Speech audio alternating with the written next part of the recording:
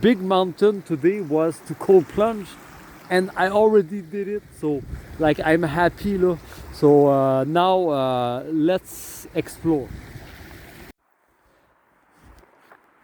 So I found a big piece here at the lowest point of a tree, really at the bottom, next to the street, like here it's in, like they're gonna do harvesting syrup, maple syrup.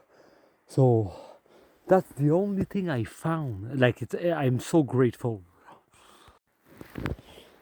So I found some more, and like I'm right next to my car, like a couple meters from my car. Surprisingly, yesterday, what I was able to harvest, it's 600 gram of shagul.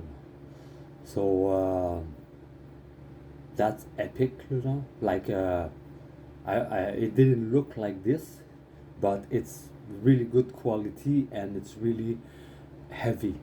It was really old, not old shagul, but kind of old, so more heavy, you know. And yeah, yesterday was really hard on me, you know. But at the end, I win because I got 600 gram of shagul.